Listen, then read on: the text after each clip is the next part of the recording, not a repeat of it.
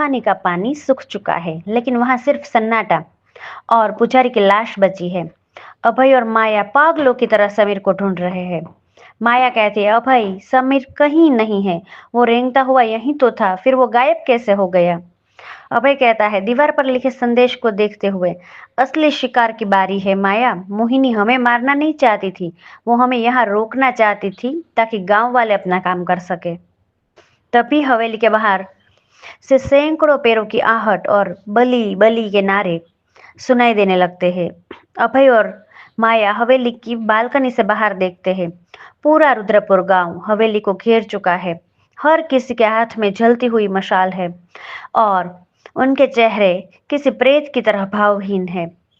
भीड़ के सबसे आगे वही बुढ़ा चाय वाला खड़ा है, लेकिन अब उसकी आंखों में डर नहीं बल्कि एक शैतानी चमक है। बुढ़ा कहता है, विश्वनाथ का खून वापस आ गया है।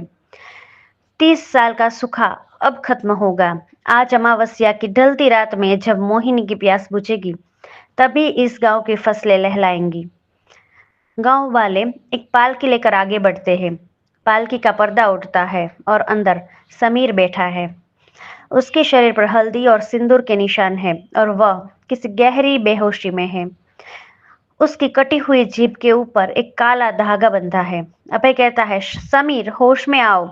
माया कैमरा नीचे फेंक देती है और समीर की तरफ बढ़ने की कोशिश करती है, लेकिन गांव वाले उसे भाले और लाठियों से पीछे धकेल देते हैं।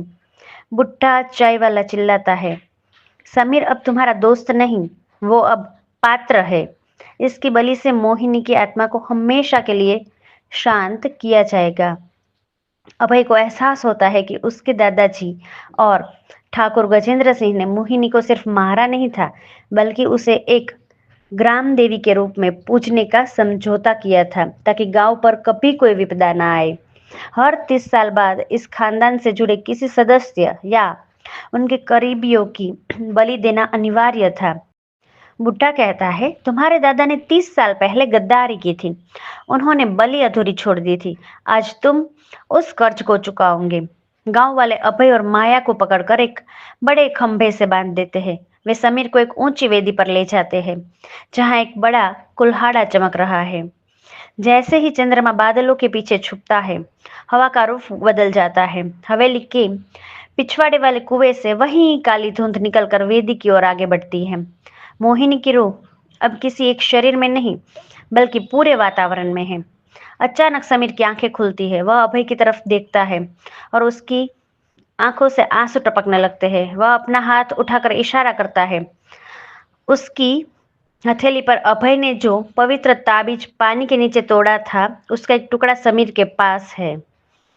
जैसे ही जल्लाद समीर पर कुल्हाड़ा चलाने के लिए हाथ उठाता है, अभय अपनी बंधी हुई जंजीरों को तोड़ते हुए चिल्लाता है, रुको, मोहिनी को बलि नहीं, उसे इंसाफ चाहिए।